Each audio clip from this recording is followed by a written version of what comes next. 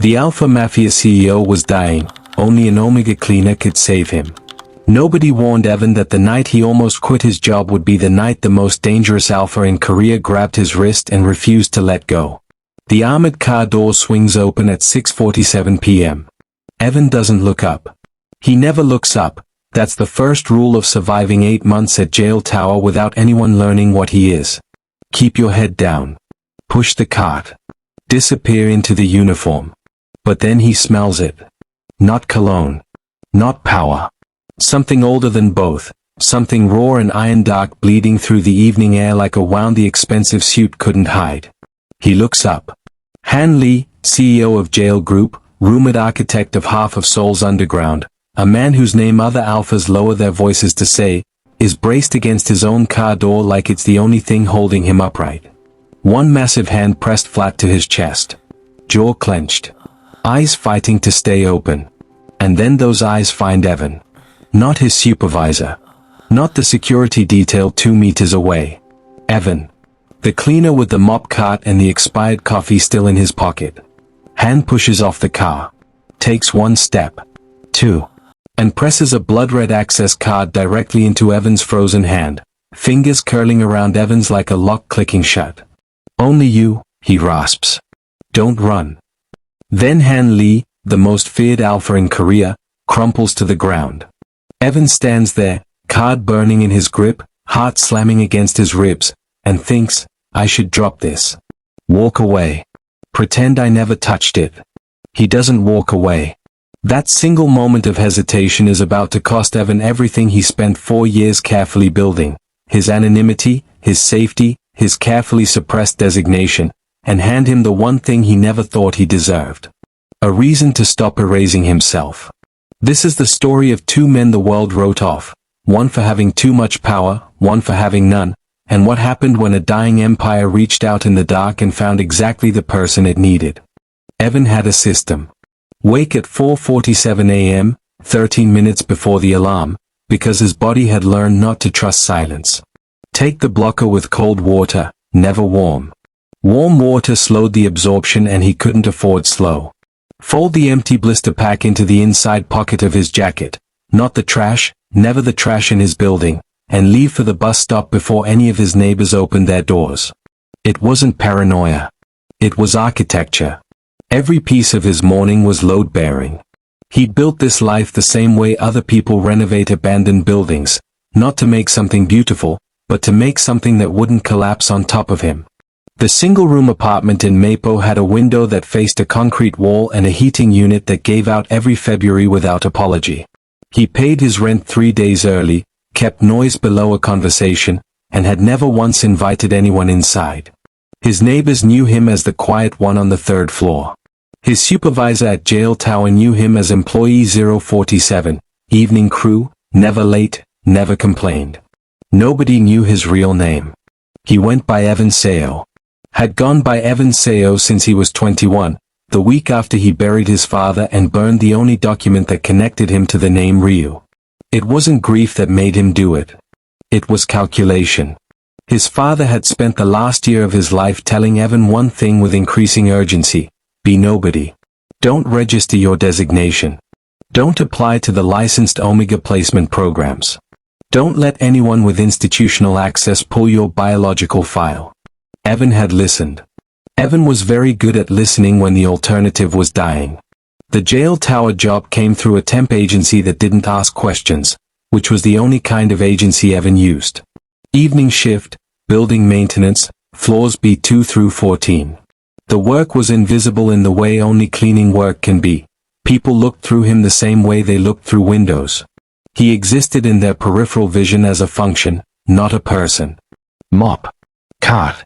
Blue uniform. Badge clipped to the left breast pocket. He had learned to find that invisibility comfortable. Some days it even felt like freedom. 8 months in, he knew the building's rhythms better than most of its employees. He knew which executive assistants worked past 9, which conference rooms were always booked by the same 4 men who never appeared on any official schedule, and he knew, because the ventilation on floor 12 pushed air directly into the east corridor where he worked Tuesdays, that Hanley's private medical team visited twice a week now instead of once. He noticed things. He just never did anything with what he noticed. That had been the deal he made with himself. Observe everything, act on nothing. Stay beneath the surface tension of this world like a held breath. But the system was starting to crack. The blocker supplier he'd used for 3 years had gone dark in October. No message, no referral, just a disconnected number and a hollow feeling in Evan's chest that he refused to name. The new source charged 40% more and the tablets were a slightly different shade of white that Evan tried not to think about too hard. He'd stretched his last confirmed batch by taking them every 50 hours instead of 48, telling himself the 2-hour gap was negligible. His body disagreed. Small things, so far. A heightened sensitivity to scent that turned the chemical aisle of the convenience store into something overwhelming. A tension at the back of his throat in the elevator when other people were present. Not panic, just awareness, pulled tight as a wire. Twice in the past month he'd caught a colleague looking at him a beat too long in the break room, head slightly tilted, expression unclear. Twice he'd changed his route home. He was not afraid. Fear was a luxury for people with options. What Evan had instead was a very precise understanding of the math. If his suppression failed completely, if someone with a registered reader or even trained instincts confirmed his designation, his entire invisible life would be visible in under an hour. Jail Tower employed 4 registered alphas in senior security alone. He needed a new supplier. He needed one fast. He'd been thinking about that, only that, when he pushed his cart through the Executive Plaza side exit at 6:47 p.m. and the armored car door swung open. He hadn't looked up. Then he smelled it. And everything he'd built in 4 years began, quietly, to come apart. They didn't arrest him. That was the first surprise. Evan had stood over Han Lee's unconscious body for approximately 4 seconds before the security detail that had been useless 2 minutes ago descended from every direction at once, earpieces, black jackets, hands that moved with the specific efficiency of people paid to hurt other people professionally. He'd expected to be tackled. Searched. Detained in some basement room that didn't appear on any fire safety schematic. Instead, the one who reached him first, a lean beater in a charcoal suit, maybe 35, eyes like a security camera that had developed opinions, looked at the card in Evan's hand and stopped. Just stopped. The other men stopped too. The beater's gaze moved from the card to Evan's face with the careful neutrality of someone recalculating very quickly. Then he said, quietly, "Come with me." Not a request. But not a tackle either. Evan came. His name was Kang Jizu, though he didn't offer it immediately. He walked 3 steps ahead through a corridor Evan had mopped 100 times, then turned left at a wall that Evan had always assumed was a wall, and it opened. A private elevator. Brushed steel interior, no buttons visible until Jizu pressed his thumb to a panel that materialized from nowhere, and then a floor number appeared that Evan had never seen on any directory. F21. Jail Tower had 20 floors. Evan held the card in his jacket pocket the entire ride up, fingers pressed flat against it, and said nothing. Jizu said nothing. The elevator moved without sound. The floor it opened onto was not an office. It was quiet in the way that hospitals are quiet, purposeful, loaded, the kind of silence that has monitors and measured breathing behind it. The lighting was lower than corporate standard. The air smelled faintly of antiseptic and something else underneath, something Evan's overtaxed senses snagged on immediately, alpha. Weakened. The particular scent signature of an alpha whose biology was under serious strain. Evan's throat tightened. He kept his face still. Jizu stopped outside a closed door, turned, and looked at him with those flat, assessing eyes. "Whatever he says to you in there," he said, "answer him directly. Don't perform. He'll know." "I'm a cleaner," Evan said. "Not a performer." Something shifted in Jizu's expression, not quite surprise, not quite respect. He opened the door. Han Lee was sitting up in a medical bed that probably cost more than Evan's entire apartment building, dressed not in a hospital gown but in a dark shirt, collar open, sleeves pushed to the elbow. The informality was clearly Han's own imposition and not the medical team's preference. Evan could tell by the way the physician standing against the far wall had the expression of a man who had lost this argument multiple times. He looked worse than he had in the plaza. That shouldn't have been possible given that he'd been unconscious 20 minutes ago, but consciousness, it turned out, just made the deterioration more visible. The sharp geometry of his face was pronounced in a way that had nothing to do with aesthetics. His hands, resting on the blanket, were still. His eyes, when they found Evan, were not still at all. They were precise. Focused. Consuming the available information with an intensity that made Evan want to take a step back purely on instinct. He didn't take a step back. Hans said, "Your scent. I need to understand your scent." That was it. No preamble. No explanation. No acknowledgement of the fact that Evan had just been escorted to a floor that officially didn't exist after watching this man collapse onto pavement. Evan stared at him for a full 3 seconds. "I'd like to understand," Evan said, each word deliberate and level, "why a man I have never spoken to handed me a classified access card and told me not to run. Before we discuss anything about my scent." The physician went rigid. Jizu, behind Evan, made no sound. Han Li went very still. It wasn't the stillness of offense. It was something more unsettling than that, the stillness of a man who had just encountered a variable his models hadn't included.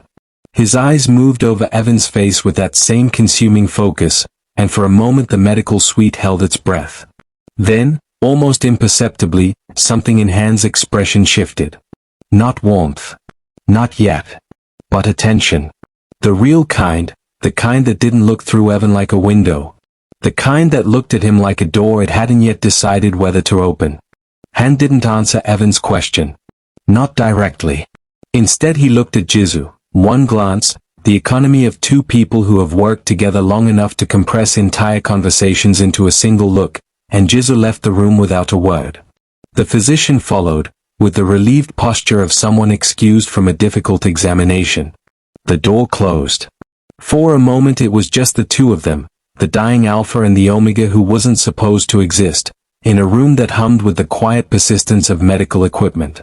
"Sit down," Hans said. "I'll stand." Another of those silences. Hans studied him with that unnerving stillness, and Evan held his ground and did not fidget and did not look away, because he had learned early that the moment you looked away from something powerful, it decided what you were worth. "You're not afraid of me," Hans said. It wasn't admiration. It was data collection. "I'm afraid of plenty," Evan said. "You specifically haven't earned it yet." Hans said nothing to that. But he didn't look away either. Jizu returned in 11 minutes. Evan knew because he counted. It was something he did when his body wanted to do other things, like process the alpha scent in the room that his failing blockers were no longer fully filtering.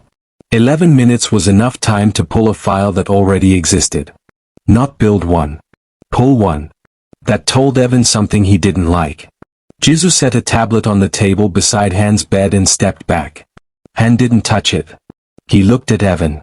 "Your name," Han said, "is not Evan Seo." The room temperature didn't change. Evan's expression didn't change. But something behind his sternum went very quiet, the way a city goes quiet in the seconds between the warning siren and the thing the siren was warning about. "My name," Evan said carefully, "is whatever is on my employment contract." Your employment contract lists Evan Seo. Your biological registry, the one your father filed at your birth before he had the foresight to bury everything else, lists Evan Seo Ryu. Han paused.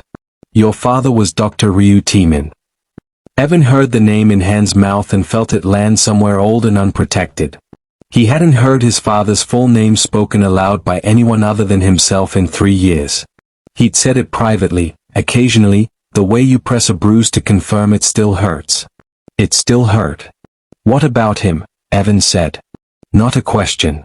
A perimeter. Han reached out and turned the tablet toward him. The file was extensive. That was the first thing that hit Evan, not any single piece of information but the sheer volume of it. His father had not been peripheral to Jail Group. He had been central to it. Chief biochemist, appointed 17 years ago at the age of 31. Lead researcher on a classified medical division Evan had never heard of. Publication records suppressed under corporate confidentiality agreements. Commendations. Internal awards. A photograph, and this was the one that made Evan's hand move involuntarily toward the screen and then stop, of a younger Dr. Ryu Timin standing in a laboratory, smiling at something off-camera, looking nothing like the careful, exhausted man Evan had grown up with. He had never seen his father look like that. Unguarded. Unafraid. He identified something in my bloodline, Han said, from behind him, voice measured and deliberate as a man reading from a document he'd memorized. A condition. Rare. Specific to certain alpha lineages. He was the first researcher to isolate it, map it, begin developing a treatment protocol. A pause. He was also the first to understand what the protocol required. Evan turned from the tablet. What does that mean? It means his research made certain people inside this company very interested in a different application. Han's jaw tightened slightly, the first crack in his composure Evan had seen since waking. Not a treatment. A weapon. A controllable biological dependency they could use to manage alpha executives, competitors, anyone inconvenient. My father's enemies. Eventually my father himself. The silence in the room rearranged itself into something heavier. Your father found out, Evan said slowly, about what they were planning to do with his research. He sent an internal warning to my father, who was CEO at the time, and who he believed he could trust. He was wrong about that. Within 48 hours, your father's laboratory access was revoked. His personnel file was flagged. Han looked at him steadily. He disappeared before they could do anything more permanent. He took his infant son and every physical copy of his research and he vanished. Evan stood very still. His father had told him, in pieces over the years, that they'd left Seoul because of trouble with an employer. That the work had become dangerous. That some things were better buried. He'd framed it with the weary practicality of a man who'd made a hard choice and moved on. He had not said, I worked for the empire that is currently keeping you employed. He had not said, the man whose floors you mop may be dying because of what I discovered. He had not said, I erased your name to protect you from something I never fully explained. Evan looked at the photograph of his father one more time, young, unguarded, standing in a jail group laboratory, and understood, with a clarity that felt like cold water, that the life he thought he'd inherited had roots he'd never been shown. He never told me, Evan said.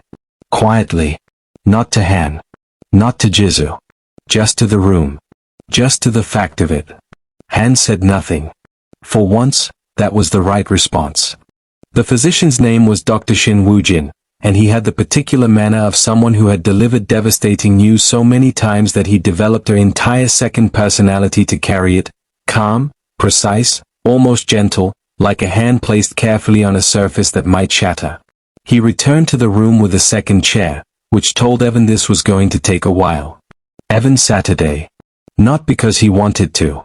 Because his legs had made a quiet executive decision on his behalf. Han remained in the bed, positioned slightly away, giving Evan the room's center, which felt deliberate. Jizu stood near the door with his hands clasped and his expression set to professionally neutral.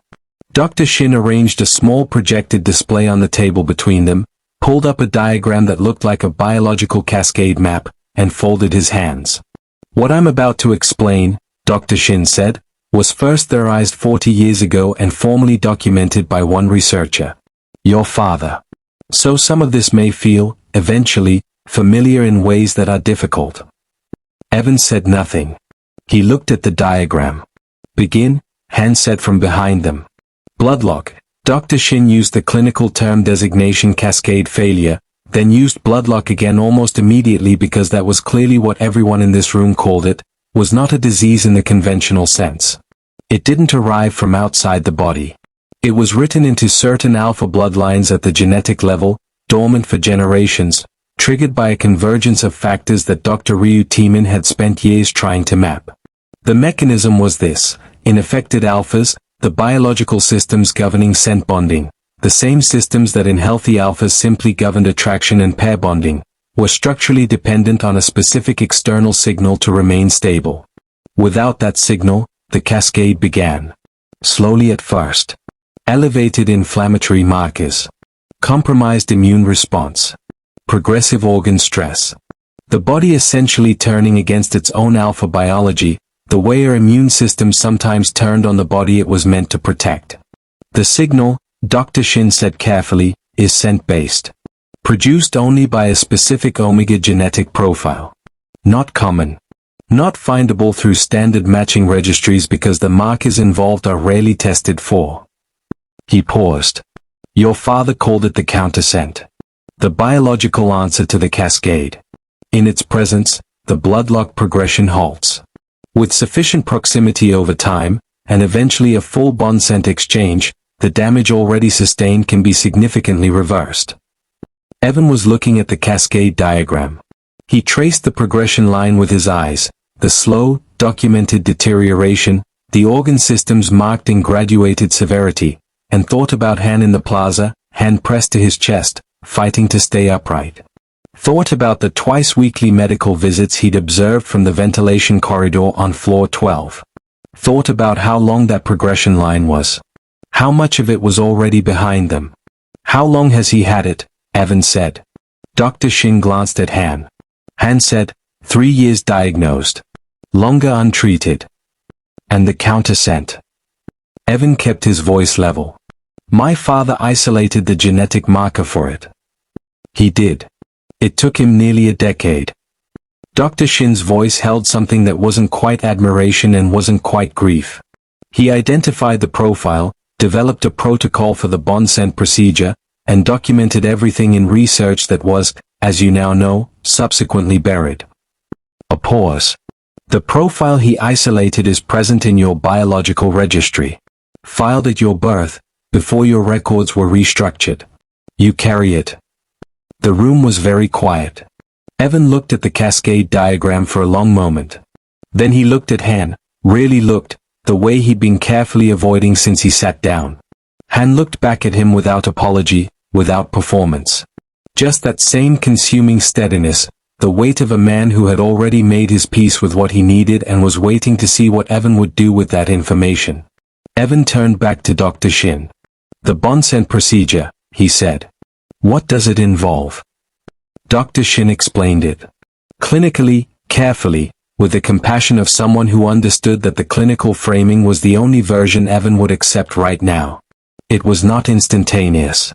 It was not simply proximity, though proximity helped, and would slow the cascade in the interim. The full procedure was medically supervised, required Evan's active and ongoing participation, and carried its own biological consequences for the Omega involved.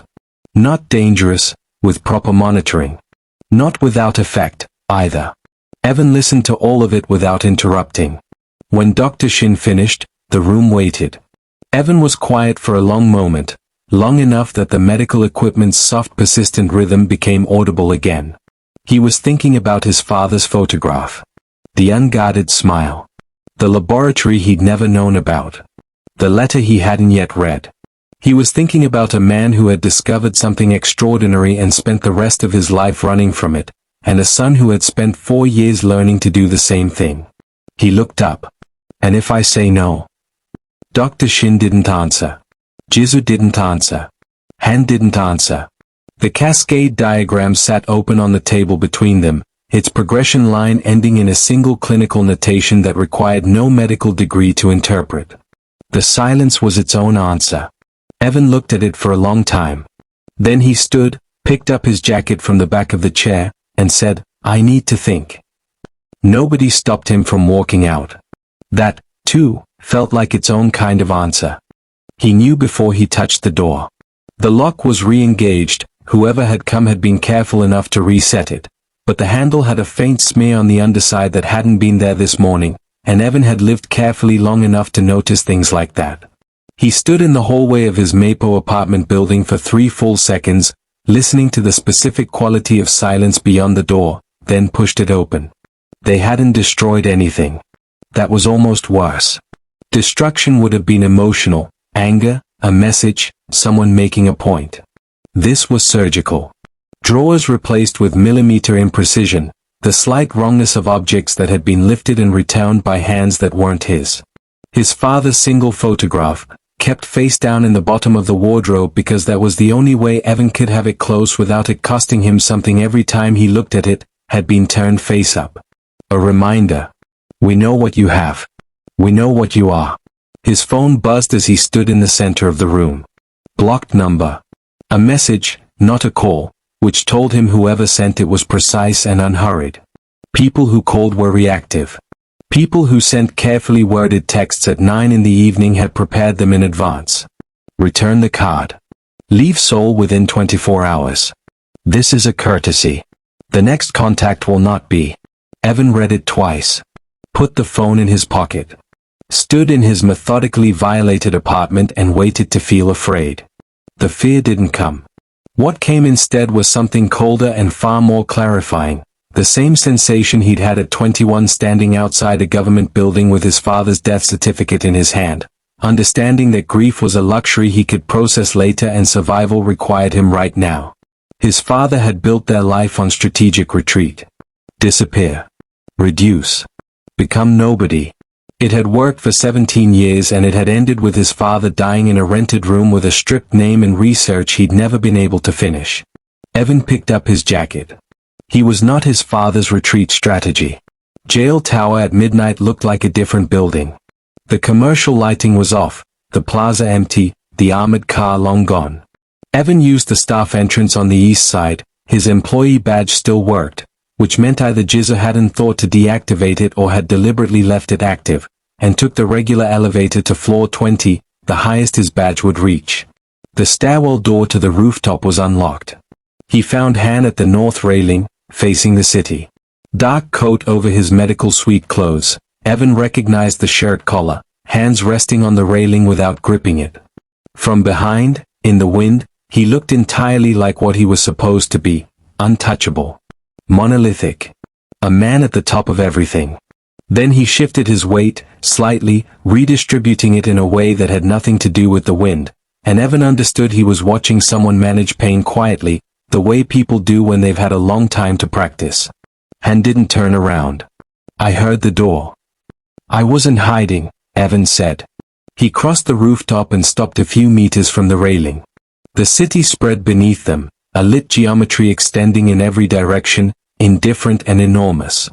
Somewhere in it, someone with a blocked number was waiting to see if their message had worked. My apartment was searched, Evan said. I received a message telling me to return the card and leave Seoul. I know. Han's voice was level. Jizoo flagged the security breach 40 minutes ago. We're identifying the access point. So you knew before I came back? Yes. Evan absorbed that. Were you going to tell me? Han was quiet for a moment. I was considering how. It wasn't the answer of a man who had been planning to hide it.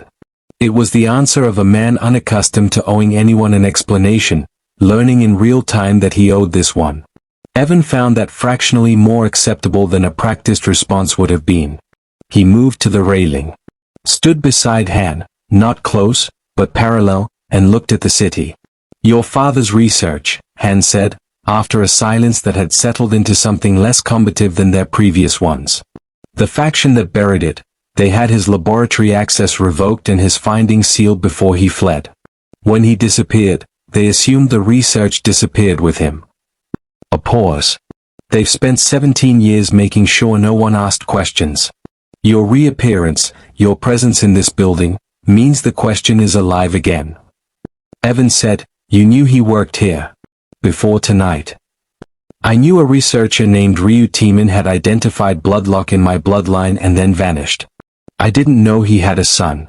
I didn't know that son had been working in my building for 8 months. Han turned his head and looked at Evan directly.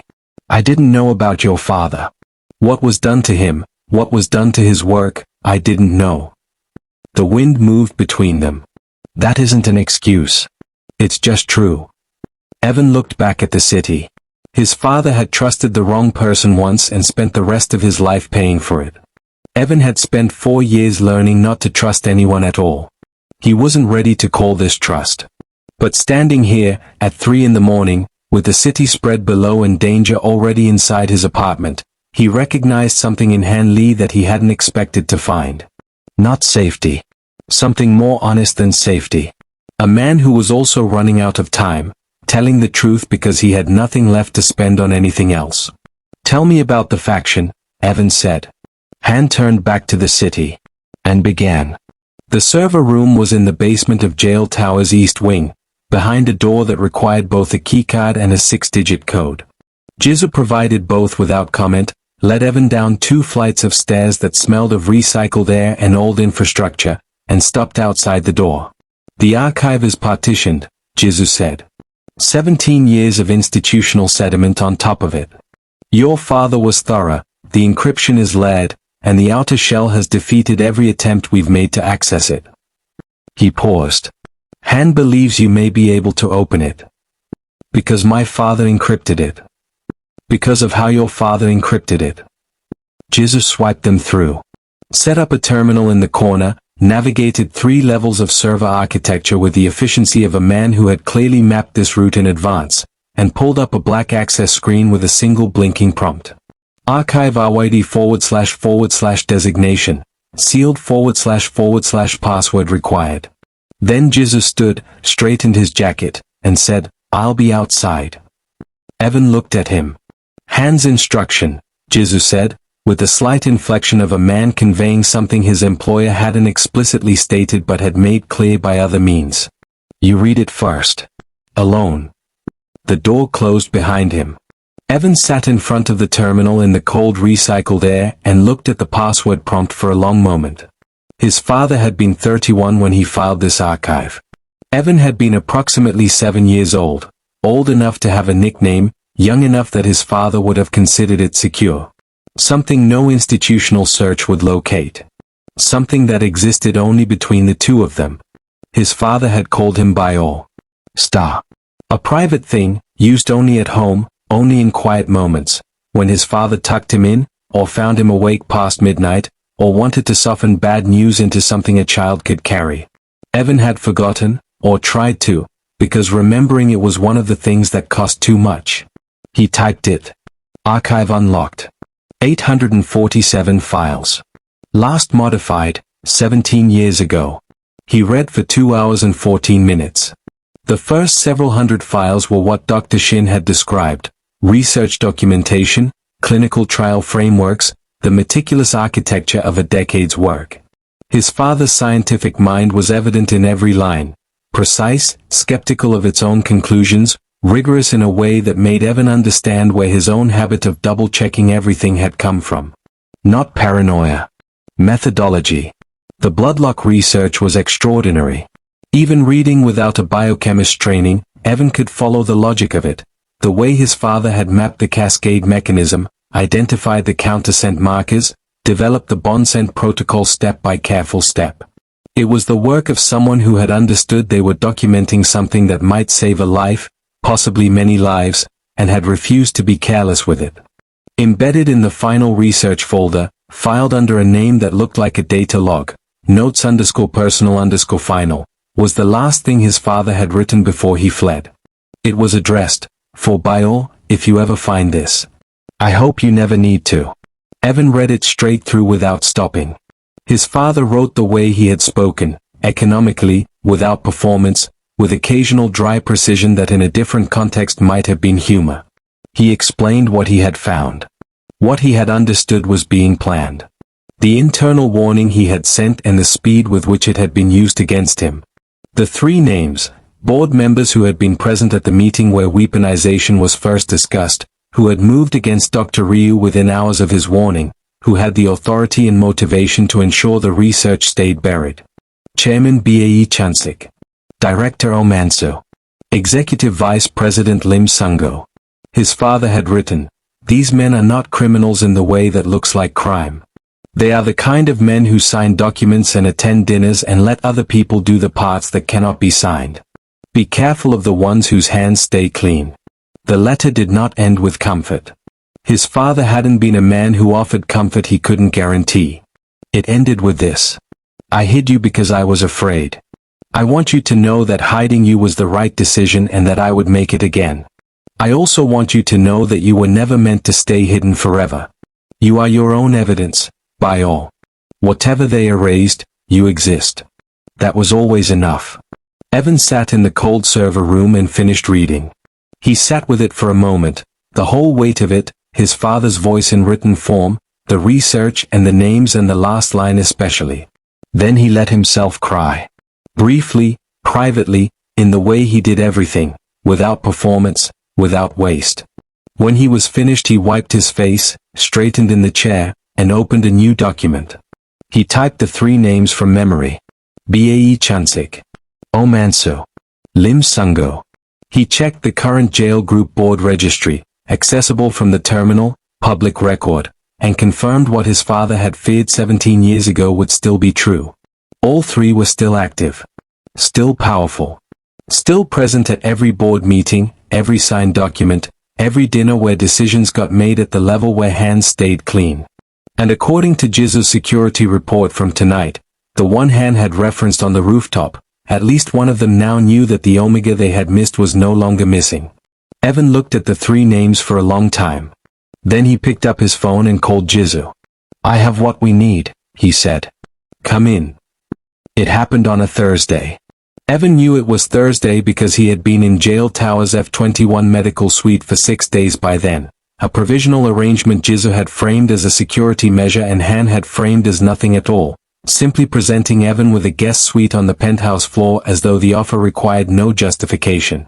Evan had accepted because his Mapo apartment had been compromised and because Dr. Shin had confirmed that even passive proximity to Evan was measurably slowing Han's cascade progression. The science was real. That made it a practical decision. He had been telling himself it was a practical decision for 6 days. He was on the tower's rooftop garden, his thinking place now, apparently, a fact he had not consciously decided, when Jizu called. Han collapsed at the board dinner. "We're 40 minutes out." The poison wasn't crude.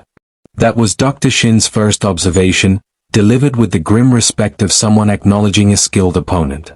It wasn't designed to kill Han directly, that would have been too visible, too immediately attributable. It was a bloodlock accelerant. A compound that targeted the specific biological systems already compromised by the cascade and pushed the progression forward by an estimated 3 to 4 months in a single dose. Whoever had designed it knew exactly what Han had. Knew the mechanism. Knew where to press. Be careful of the ones whose hands stay clean. Han was conscious when they brought him in, barely, and fighting the barely with the specific stubbornness of a man who considered unconsciousness a personal failure. He tracked Evan's presence in the room immediately, which Dr. Shin said was the countersent response functioning exactly as documented. His vitals, which had been deteriorating rapidly in the 40 minutes since exposure, began stabilizing within 8 minutes of Evan entering. 8 minutes. Evan stood at the far side of the room and watched the monitor lines smooth incrementally and felt something he had no useful name for. "The proximity effect is stronger than our baseline readings suggested," Dr. Shin said quietly, beside him. "The cascade is responding to your presence at a significant rate." He paused. "Mr. Han cannot be left alone, Evan. Not right now. Not until we understand the full scope of what was introduced tonight." "How long?" Evan said. 10 days minimum. Possibly longer." Evan looked at Han in the bed, jaw set, eyes closed now, the fight temporarily suspended. He looked like what he was, a man whose body was losing a war his will refused to acknowledge. "Fine," Evan said. 10 days. They moved Han to the penthouse suite that night. "Better air circulation," Dr. Shin said. "More space for monitoring equipment."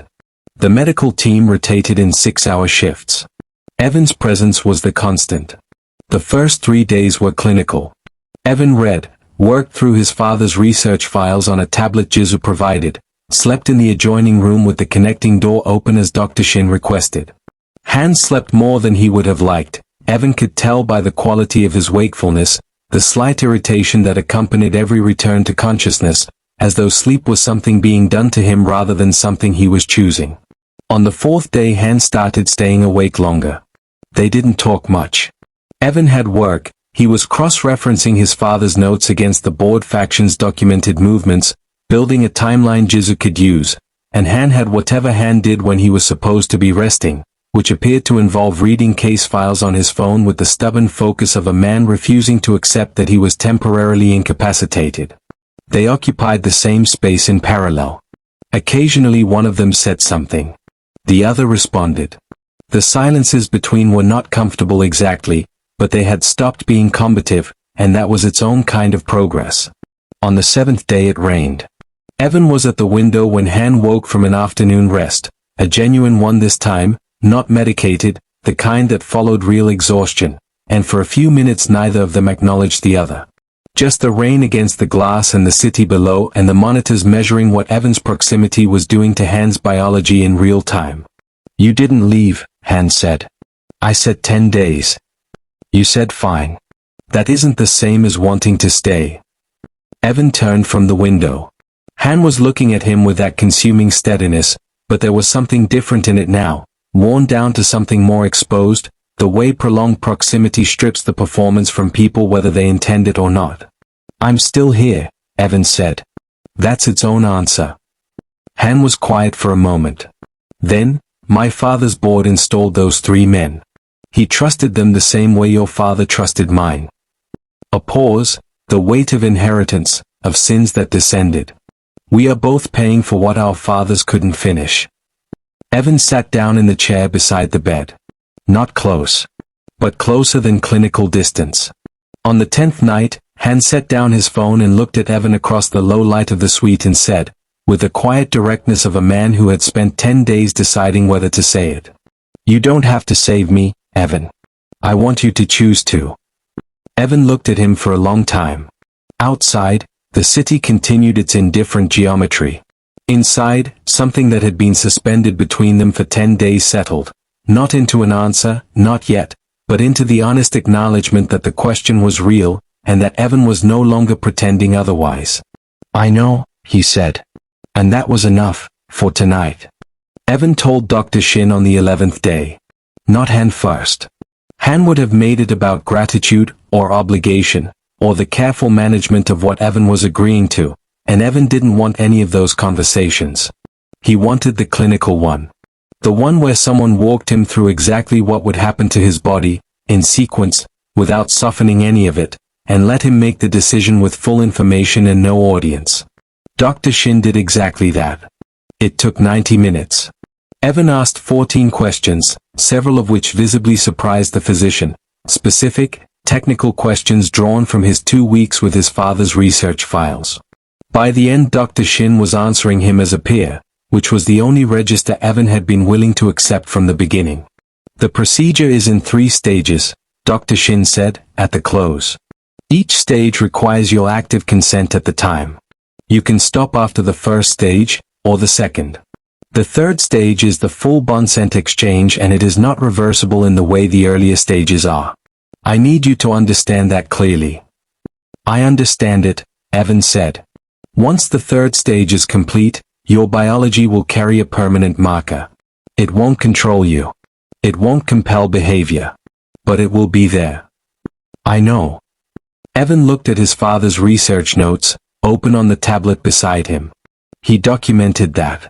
He was very careful to document that. Dr. Shin was quiet for a moment. He was a thorough man. Yes, Evan said. He was. He scheduled the procedure for the following morning and went to find Han. Han was at his desk, actually at his desk, upright, reviewing documents, which represented a significant improvement from 10 days ago and still concerned Dr. Shin, who had strong opinions about rest that Han continued to treat as suggestions. He looked up when Evan came in. Evan stood in the doorway. Tomorrow morning, he said. I've scheduled it with Dr. Shin. Han set down the document. Something moved through his expression, not relief, not quite, something more complicated than relief. The expression of a man receiving news he had wanted and wasn't sure he deserved. Evan. I'm not doing this because I was cornered, Evan said. I want that clear. I've read my father's research. I understand the procedure. I understand what it means for my biology afterward. He met Han's eyes steadily. I'm choosing it. That's the only version of this I'm willing to be part of. Han held his gaze for a long moment. I know, he said. That's the only version I'd accept. Evan nodded once. Turn to leave. Evan. Han's voice, something in it that wasn't command, wasn't strategy, wasn't the consuming assessment Evan had grown used to. Something plainer than all of that. Thank you. Evan didn't turn back. But he stood in the doorway for one extra beat before he left. That night, Jizu came to Evan's room at 11 p.m. with a tablet and a look that meant the other thing was moving. Han authorized the action for tonight, Jizu said. While attention is on the procedure tomorrow.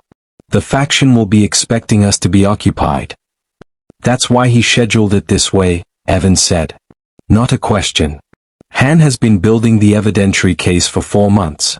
Your father's files completed it, the 3 names, the documented timeline, the original communication chain that proves foreknowledge of your father's targeting.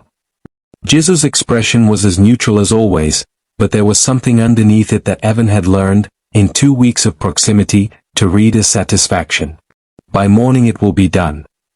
Evan thought about 3 men who had attended dinners and signed documents and kept their hands clean for 17 years. Good, he said. The procedure began at 7 a.m. in the F-21 medical suite, with 2 of Dr. Shin's most trusted staff and no one else present.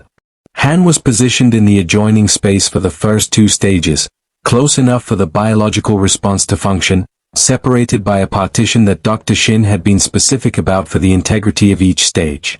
It was not painless. Evan had prepared for that and it was still not painless.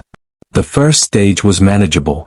The second stage was the one that required him to be still and focused in a way that took everything he had, his designation fully present and unblocked for the first time in 4 years, his body responding to Han's proximity through the partition in ways that were documented, clinical, and also completely unlike anything Evan had experienced before. He breathed through it. Methodically. His father's notes had described this stage as the body recognizing what it was always meant to find. Evan had read that line twice and filed it under observations he would process later. The third stage he walked into with his eyes fully open. It worked. The monitors confirmed it before Dr. Shin said a word, the readings shifting in real time, Han's cascade indicators reversing their progression with a clarity that made the physician sit down and press his hand over his mouth for a moment in a way that had nothing to do with clinical detachment. By 8:45, Han walked through the partition under his own power and stood in front of Evan, and Evan looked up at him from the procedure chair, exhausted and present and entirely himself, designation and name and history intact. Well, Evan said. Han looked at him, at all of him, the blue uniform cleaner and the researcher's son and the Omega who had chosen this, and said nothing for a moment. Then, Jizu just confirmed. All 3 are in custody. Evan closed his eyes briefly. By noon, for the first time in a year, Han Li was breathing without medical assistance. Evan sat in the procedure chair and let himself feel, for one unguarded moment, exactly what he felt. It was not a small thing. 3 days after the procedure, when Dr. Shin confirmed Han's cascade markers had stabilized and the reversal was holding, Evan packed the bag he'd brought from Mapo and told Jizu he was leaving. Jizu received this information with his customary neutrality. I'll arrange a car. I'll take the bus. A pause. Han will want to. Han can want things, Evan said pleasantly. That's fine. He took the bus. The new apartment was in Mapo 2, 4 streets from the old one, not because Evan lacked options now, but because he'd chosen it before any of this happened, circled the listing on his phone during a lunch break 2 months ago when he'd let himself imagine, briefly, what a slightly better life might look like. 2 rooms instead of 1. A window that faced actual sky. A heating unit manufactured in this decade.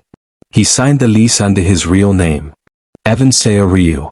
The property agent typed it without reaction, because it was simply a name, because names were only weighted by the histories attached to them, and Evan had decided, in the procedure chair, in the server room, on the rooftop at 3 in the morning, that his history was not something to be filed under hidden.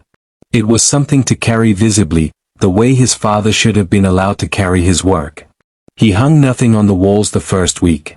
Let the space be empty in his and unhurried. On the 8th day he framed his father's photograph, the one from the jail group file, young and unguarded and smiling at something off camera, and put it on the shelf above his desk, face up. He stood back and looked at it for a while. There, he said, to no one. To his father, maybe. Han came for the first time on a Wednesday, 11 days after Evan left the tower. No call. No message. Evan opened the door to find him standing in the hallway in a dark coat, looking slightly less like a man at war with his own body than he had for the past several months, holding 2 coffees from the place on the corner that Evan had mentioned, once, in passing, during the 10 days of proximity. Evan stared at him. You remembered the coffee shop, Evan said. I remember most things. You didn't call ahead. No. Evan looked at him for a long moment, at the man who had handed him a card in a plaza and said don't run, who had told the truth when lying would have been easier, who had said I want you to choose to instead of making the choice irrelevant. Who was standing in his hallway in Mapo with 2 coffees like this was a simple thing. Evan stepped back from the door. Han came in. He came back the following Wednesday. And the one after that. Always without calling ahead, which Evan found irritating in a way that was becoming increasingly difficult to distinguish from something else entirely. He said so, on the 4th visit. You could send a message. 1 message. It takes 4 seconds. It does, Han agreed.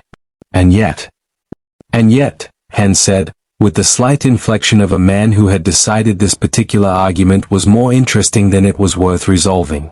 Evan looked at him. Han looked back. The apartment held the familiar quality of their silences, not combative anymore, not clinical, just 2 people who had learned each other's rhythms and found them, against all reasonable probability, compatible. Evan handed him a case file Jizu had forwarded. Han read it. The evening continued. 6 months after the procedure, on a Thursday in early spring, Evan sat on his couch with his laptop open to the Journal of Designation Biology's current issue. His father's research had been formally resubmitted 4 months ago, the full bloodlock documentation, properly credited to Dr. Ryu Timin, restored to the scientific record after a review process that Evan had been quietly, precisely, immovably present for at every stage. The publication had gone live that morning. He read his father's name in the author line 3 times. Han was beside him on the couch, close enough that Evan was aware of him, which was simply biology now, acknowledged and unremarkable, reading a brief on the restructured jail group board. Bae Chunsik, Oh Mansu, and Lim Sungo had been formally indicted 6 weeks after their arrest. The trial was pending. Their replacements on the board had been selected with Jizu's characteristically thorough vetting process and Han's final approval. The apartment was warm. The heating unit worked. Outside the window, actual sky, pale spring, the kind of evening that didn't ask anything of anyone. Han glanced over at Evan's screen. Saw the journal. Saw the name in the author line. He said nothing. But his hand, resting on the couch between them, moved, a small shift, unhurried, no performance, until the back of it was against Evan's. Not a claim. Just a presence. Just I'm here. Evan looked at his father's name in print for a 4th time. Then he turned the page. Neither of them spoke. Neither of them needed to. This was not the dramatic pivot or the sweeping declaration. Those moments had come and gone, in server rooms and procedure chairs and rooftop gardens at 3 in the morning. This was what came after all of that. Ordinary. Chosen. Quietly, stubbornly real. The kind of beginning neither of them had expected to survive long enough to have, and both of them, now, intended to keep.